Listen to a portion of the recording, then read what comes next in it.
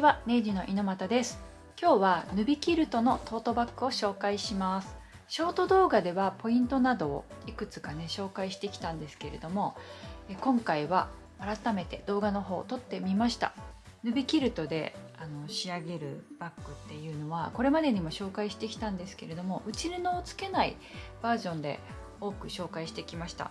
なんですけれども、今回はあえてね内布をつけて紹介をしています。タグの縫い付け方とか、あと持ち手の付け方や裁断方法など丁寧に紹介していますので、最後までご覧いただけると嬉しいです。このチャンネルではミシン初心者様でも分かりやすいように丁寧に音声で解説をしています。よかったらチャンネル登録していただいて、最新動画の方もチェックしていただけると嬉しいです。それではサイズの紹介です。縦の長さは19センチ、底の幅はだいたい20センチほどですかね。マチは10センチになります。上の幅はだいたい30センチぐらいになってます。持ち手の長さは28センチになります。内側にポケットをつけてみました。お散歩にぴったりなオープンタイプのトートバッグになります。それでは早速始めていきましょう。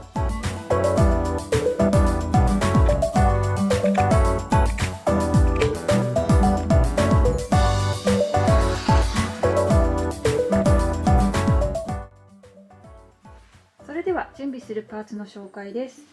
こちらは外布になります。縦の長さは50センチ、幅は33センチになります。こちらは内布になります。縦の長さは1センチ減らして49センチ、幅は本体と同じ33センチになります。こちらはポケットになります。幅は20センチ、縦は30センチです。こちらは持ち手になります。25ミリタイプの幅のもので、長さは30センチ2本準備します。お好みで巻きタブなどご準備ください。今回使用する生地はデコレクションズさんの7ミリピッチのヌビキルト。内側に使用している生地はオーガニックコットンになります。それではヌビキルトの底を切る時の紹介をしたいと思います。今回は方眼のカッティングマットを使用しています。カッティングマットの上に置いて、長さ50センチのところなので、半分が25センチのところになります。25センチでちょうど真ん中のところに印をつけます。今回はキルトになるので、印付けはこういうチャコを使っていきます。ただ線が太くなるので、後で切るとき気をつけないといけないですね。で、あと8センチ幅の定規を使うと非常に便利です。こちらの定規はクローバーさんから出てるストリップ定規になります。5センチのところとこの布の端を合わせて、あと中央の線をこの真ん中の線に合わせます。で、合わせたらこのところ線を引いていきます。このままだと線が非常に太いですよね。そういう時にカットする方法としては、この線の内側を切るっていうふうに言うんですけど、内側って言ってもこんな離れたところじゃなくて、この線の際のところをカットしていきます。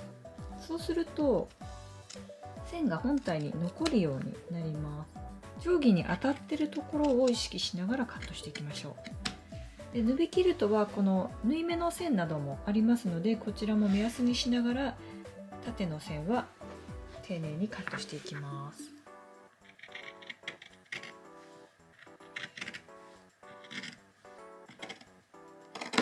キルトなので少し伸びますけどね、ちょっと意識しながらカットしてみてください。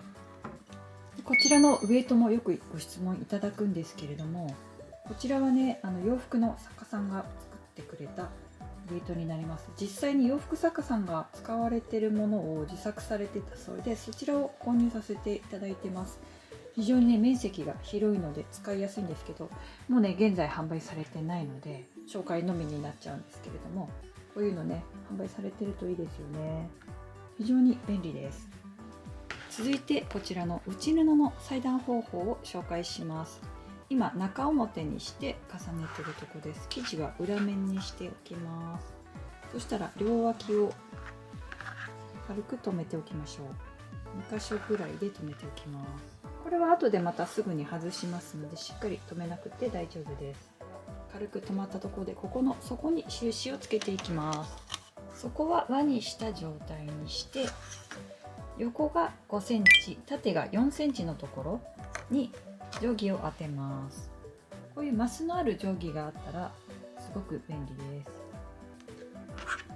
で、この定規のところに斜めに当てるようにして線を引きましょう。ここに当てることでしっかりとしたサイズになってきますので、こうやってまっすぐやっちゃうとちょっとずつずれてしまいます。で、こんな感じで線が引けたところでカットします。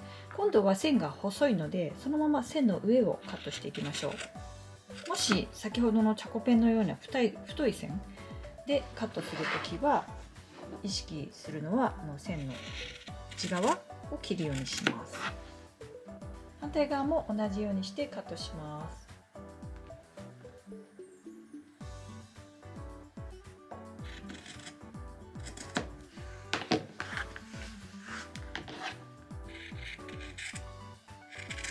そしたら待ち針を外します。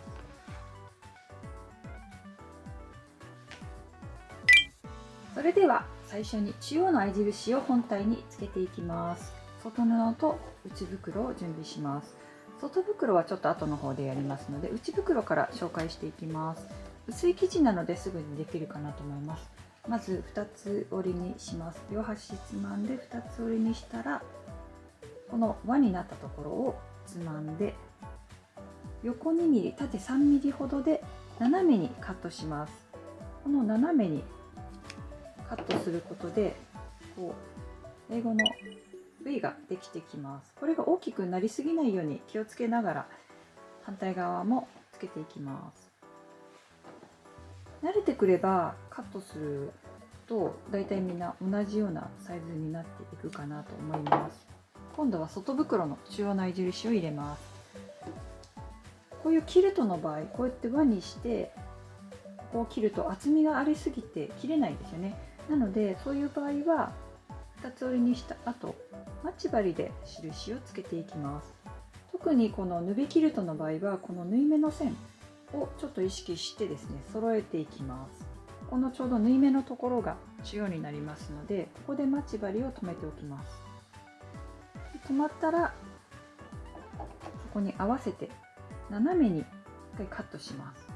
針切らないように気をつけてください。1回カットすればもう中央がわかるので、待ち針外して反対側も斜めにカットします。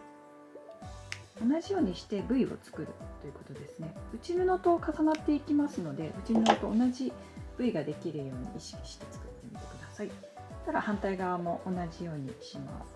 その時はこういうふうにもう反対側重ねてみましょう。重ねたら位置が決まってきますので、同じように重ねながらカットします。そしたら持ち手の合い印も入れておこうかなと思います。5センチの位置がちょうどこの布目のところに重なっている場合はここに決めたいと思います。で、反対側10センチのところもこの布目のところで合ってるので、ここで重ねてこんな感じで5ミリほど深く切っておきます。そしたら反対側も同じ位置でずれないようにして、下に重ねてる生地も同時にカットしておきます。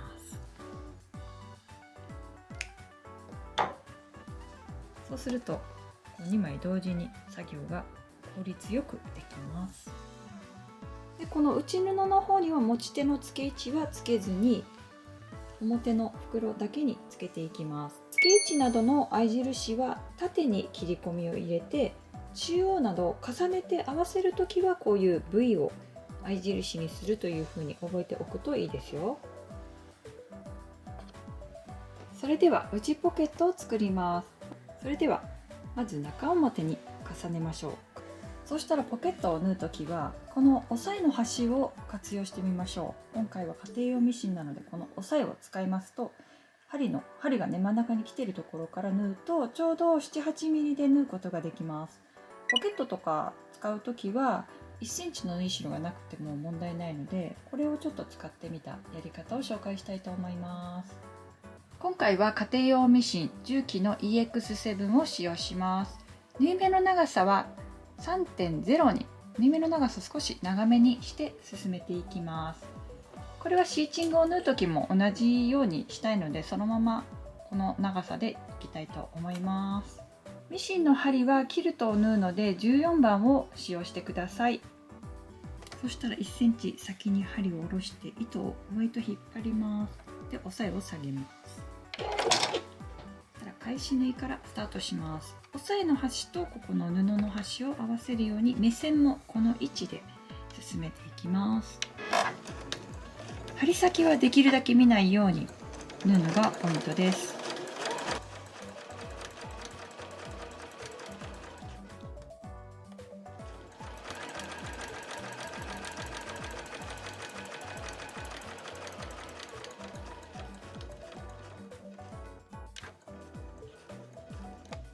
目線の位置を意識するだけでこれだけ綺麗にまっすぐ縫うことができます。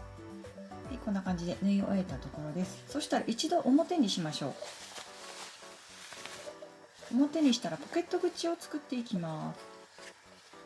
この縫い代を片側に倒していきます。こんな感じで片側に倒せたところです。倒したらもう一度裏にします。ちょっと変わったポケットの作り方なんですけど、そしたら裏にしたところでここの縫い代のところを蛇腹に畳みます。こういう感じで畳んでみてください。後ろの縫い代の状態はこんな感じです。仕上がりはこちらの膨らんでる方が表になりますので、表面に合わせて脇のタブを挟みます。返し口を5センチほど残しておきます。そしたら先ほどと同じようにミシンの押さえを使って縫います。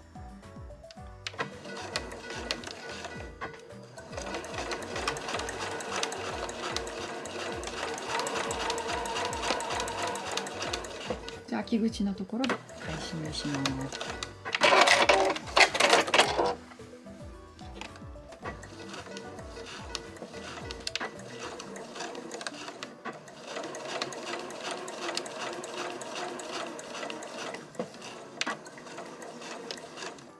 はい、じゃあこんな感じで返し口を縫い残したところです。返し口は忘れやすいので最初に作業しておくといいと思います。そしたら反対側も同じようにして縫います。縫う時は縫う面を変えて必ず上から縫うようにしましょう。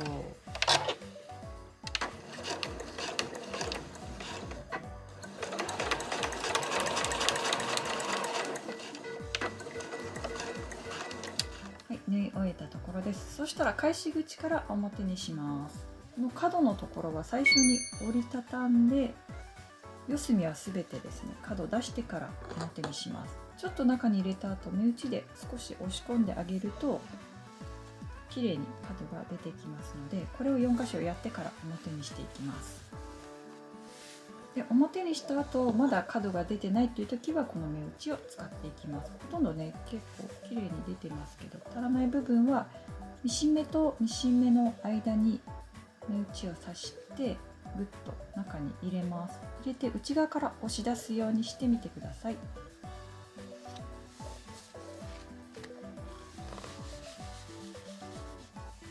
そしたらこの際の部分を縫います。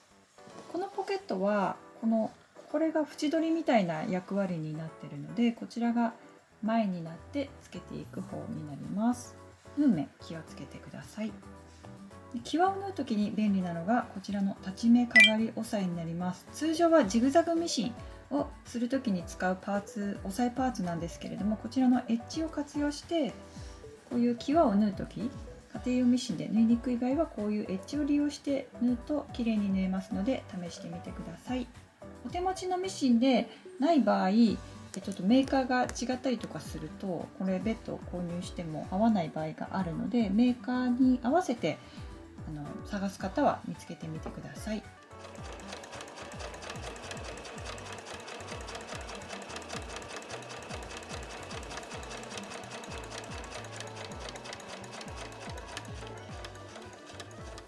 そうしたらポケットこういう風につけていきますので、この付け位置の印をつけていきます。生地は表面の状態で中央の合い印のところに定規を当てます。ちょうどこの太い線のところに中央の合い印を重ねていくとやりやすいかなと思います。この袋の口のところから5センチずつですね、印をつけます。まず中央のこの印のところから上に向かってここに中央になります。ポケットの中央ですね。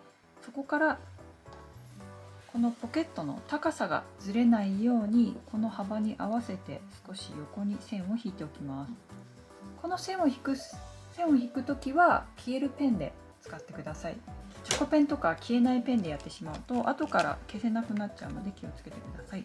でこの T を書いたところ上にまたまっすぐ引いてクロスを作ります。そうしたらこのポケットを真ん中で2つちょっと折り目をつけて、軽く折り目をつけたらここのバツを書いたところの中央に合わせます。で合わせたら待ち針で留めましょ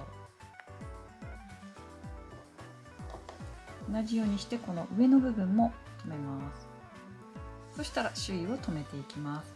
で留めるときは玉が外側についてると抜きやすくなります。そしたらポケットを縫います。縫い始めの位置に印をつけておくと便利です。だいたい端から 5mm ぐらいのところに印をつけます。反対側も同じようにして5mm ほどのところに印をつけておきます。そしたらこの印をつけたところに針を刺してからまっすぐ前に進んで返し縫いをして横にずれて際を縫うという風に縫っていきましょう。まず最初に前に進めます。ちょうどこの段のところが下がるところまで前に進めたら返し縫いをします。でこの返し縫いがやりにくい場合は一回押さえを上げます。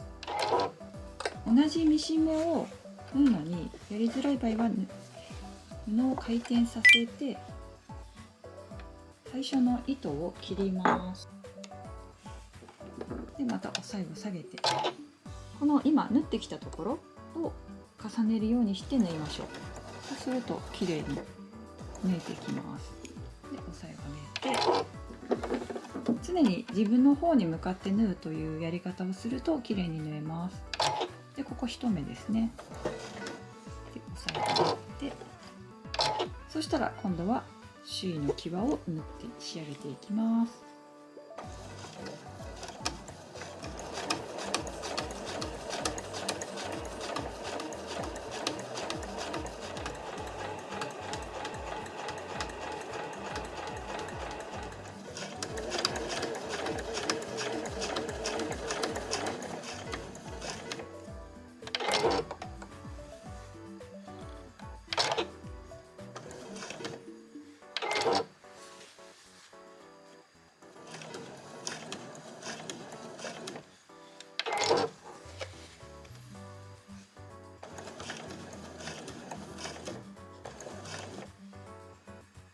はい、ではこんな感じで縫い終えたところです。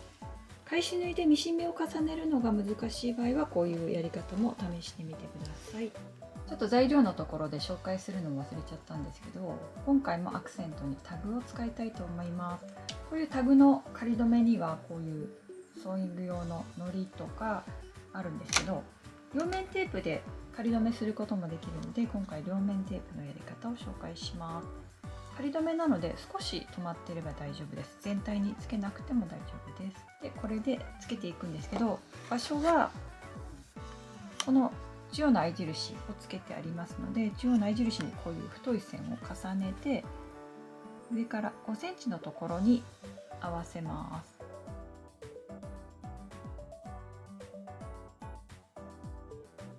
マスキングテープでこうやって仮留めされる方も多いと思うんですけど、このマスキングテープを剥がす時にこのタグの種類によってはこの部分が剥がれてしまう場合があるので、ちょっとその辺も気をつけながら使ってみてください。私は結構そういう失敗が多いので待ち針を使うようにしています。そしたら縫い方なんですけれども、この上からここまで L 字に縫っていきます。ここまで縫ったら裏から上糸を引っ張り出して続きを縫うという縫い方を紹介していきます。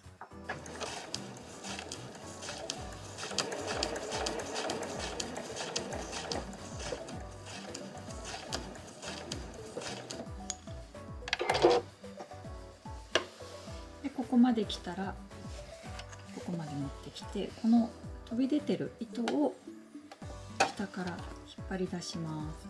この下糸をちょっと引っ張ると輪っかができてくるので、この輪っかを目打ちなど使って引っ張り出していきます。で自動糸切りで切ってるともう糸がすでに短いと思うので縛ることはできないんですけど、最初に長ければ後で縛ることができるかなと思います。で続きを縫っていきます。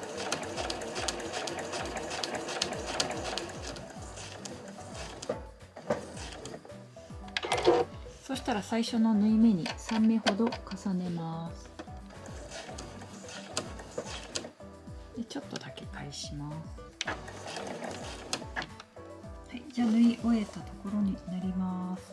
こうすることで最初の糸が見えなくなります。表面から。で裏にすると4本糸が出てるようになります。自動糸切りで今切ったのがこれで、裏にして切ったのがこの糸になります。で長いとこれを4本まとめて縛ったりとかするんですけど、短い場合はそんなにやる必要はないので糸は根元から切り落とします。そうしたらここからは本体を仕上げていきます。こちらのタグがついてる方が表面になりますので、中表に重ねて脇を揃えていきます。脇を揃える時は上とここの端のところまで留めましょう。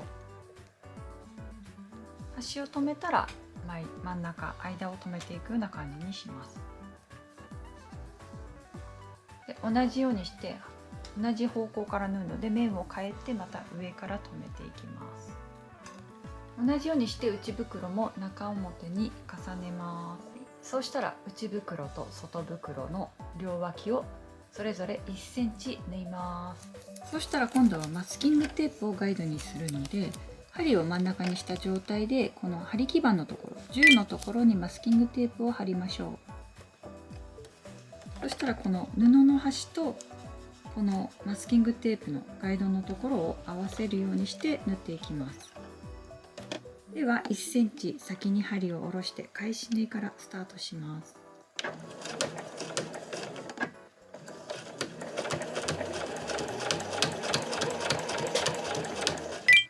キルトとかを使うときはこういう目打ちを使うといいですよ。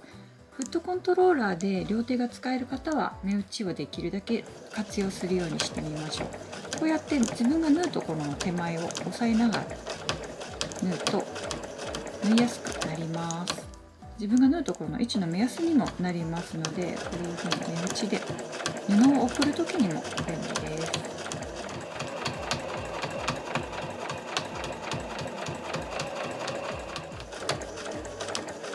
で待ち針を外した後の待ち針の代わりにもなります。では反対側も同じようにして縫います。では縫い終えたところになります。ちょっと黒糸で縫ってますので表袋を先に作っていきたいと思います。こうやってヌビキルトは縫い目が揃ってるので仕上がりにね響いてきますので、こちらも意識してみてください。そしたら縫い代を開きます。結構ねキルトなんで戻ってきちゃうんですけど、一回こういう風に開いておくと仕上がり、表にした時の仕上がりが綺麗なので、ここはやっておくといいですよ。そしたら縫い代を開いて底を作ります。端から1センチ同じようにして縫っていきます。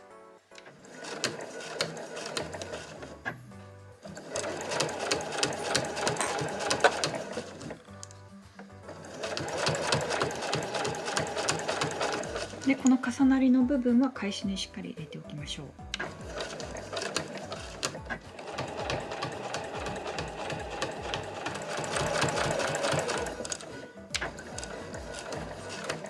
同じようにして内布も縫います。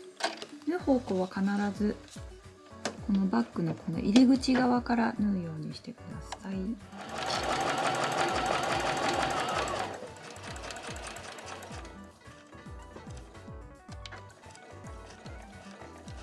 はい、では内袋も縫い終えたところです。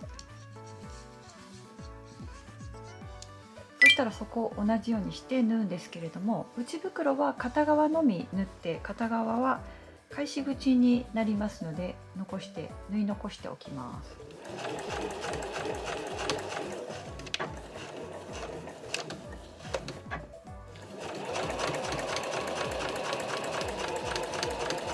では縫い終えたところになります。外袋は両方の底を縫って、内袋は片側だけ縫い代を縫って反対側は開けてあります。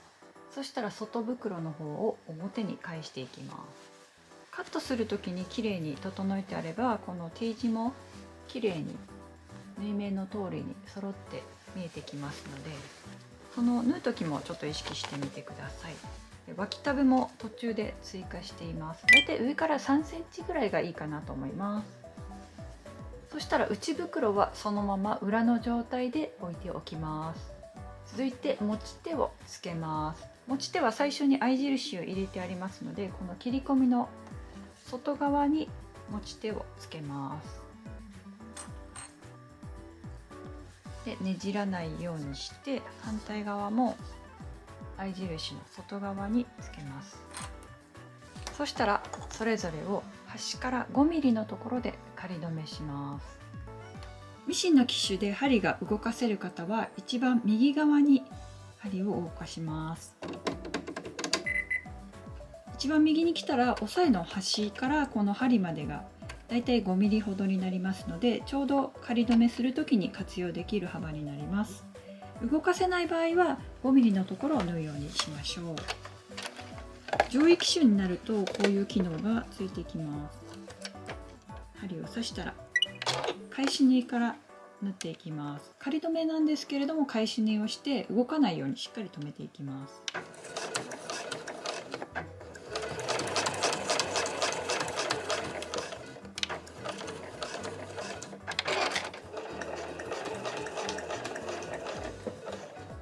はい、では持ち手がついたところです。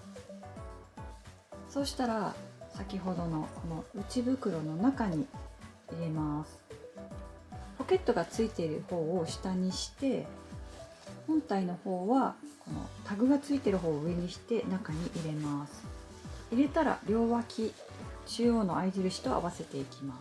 まず脇は今回キルトになるので縫い代開きます。ちょっとずれやすくなるのでしっかりとここ待ち針で留めておきましょう。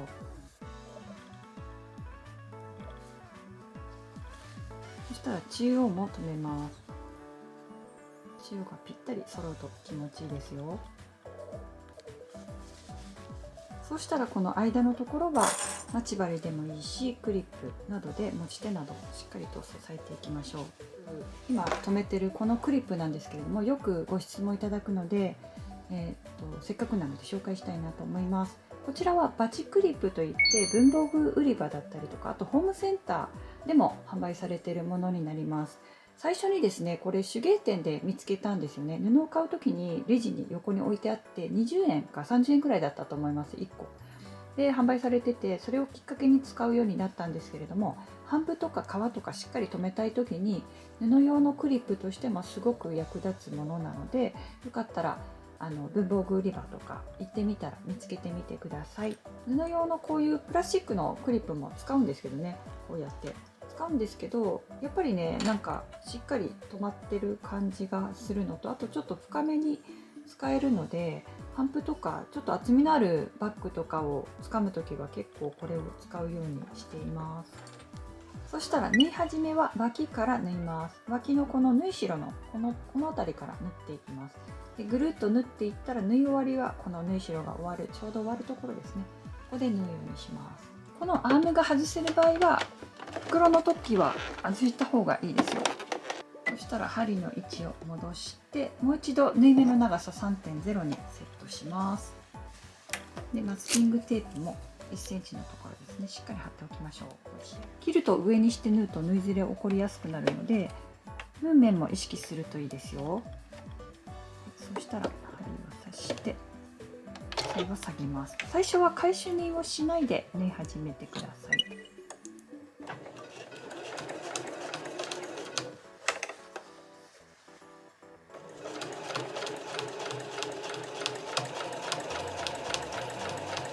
そしたら持ち手の位置に行きますので、持ち手は必ず返し縫いをします。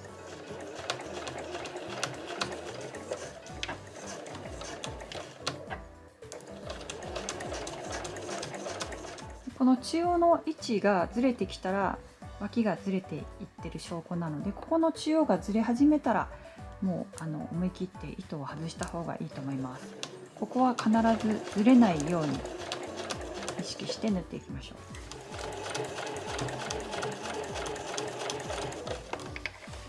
5センチほど手前で最初の糸を切ります。根元からしっかり切りましょう。で縫い目を重ねてここまで縫います。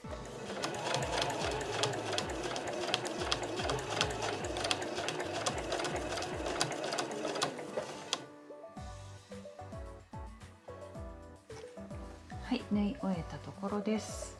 で縫ってるうちにこの中央がずれてきちゃうんですけれども、ここがずれると脇もずれてきちゃうので、もし中央がずれ始めてきたらもう一回見直すようにするといいかなと思います。では返し口、ここになります。表に返していきます。表に返す前にちょっと脇がしっかり揃ってるかも確認してくださいね。あともう少しなので頑張りましょう。もうね、本体見えてきますよ。生まれる瞬間がワクワクしますよね。じゃあ表に出たら一度ここで縫い代をしっかりと倒しておきます。ここね、ちょっとひと手間やっておくと仕上がりだいぶ差がつきますので、アイロンよりはこういうコロコロオープナーとか使うといいですよ。アイロンでやるとね、布がテカっちゃったりとかもしますので。じゃあこんな感じで1センチ控えてカットしてるので、このダボつきもねだいぶ軽減されてるかなと思います。ここから今度はぐるっと縫っていきます。脇から縫い始めましょう。返し縫いしないで縫い始めましょう。家庭用ミシンで際を縫うときはこういう押さえのこういうポツッというところを目安にしてもいいと思います。ここを目安にするとここの布端と目線の置き場が分かりやすいかなと思いますので、ちょっとここ目安にしてみましょう。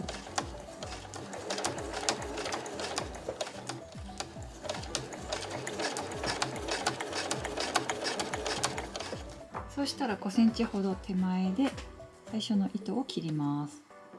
で今度は表面になるので裏糸もちょっと意識してみましょう。特に出てなければそのままでいいです。もし出てる場合は糸切っておくといいですよ。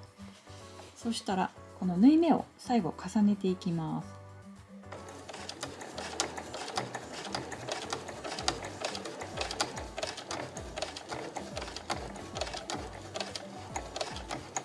でここで少しだけ返し縫いしましょう。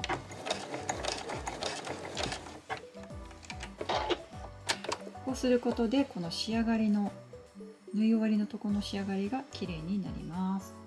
でこれで終わりでもいいんですけれども、もう1本縫おうかなと思います。今度は 5mm 離れたところを縫っていきたいと思います。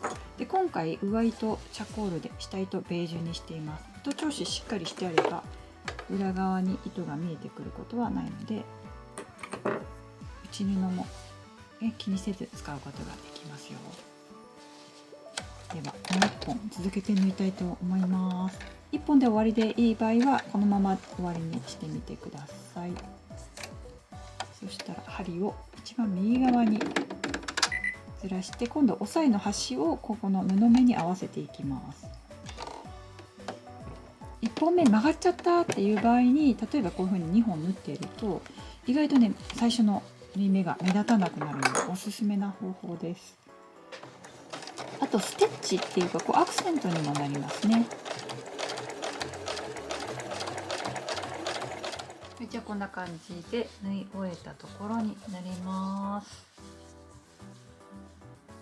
ここういう脇の部分が縫い揃ってると綺麗に仕上がるので、是非試してみてください。ちょっとこう厚みがあるとね、こう返し縫いした時にずれやすいんですけどね。そうしたら返し口を閉じます。1センチ内側に折ります。コの字閉じで閉じます。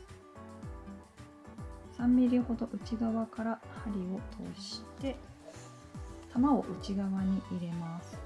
こんな感じで見えなくしてから2、3ミリほどこの折った山をすくうようにして垂直に縫っていきます。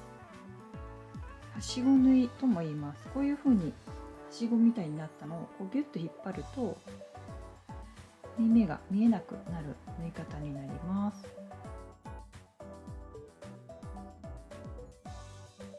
玉留めは縫い目と縫い目の間に針を入れて玉を内側に入れてから切ります。はい、これで完成になります。いかがだったでしょうか。かわいいヌビキルトたくさん登場してますので、よかったら今回の動画も参考にしていただいて手作りに役立てていただけると嬉しいです。切り方とか気をつけていくと仕上がりとってもね綺麗になりますので、よかったらショート動画の方でもポイントの紹介してますので、見返す時にお役に立てればと思います。最後までご視聴いただきましてありがとうございました。動画が参考になりましたら高評価とチャンネル登録もいただけると嬉しいです。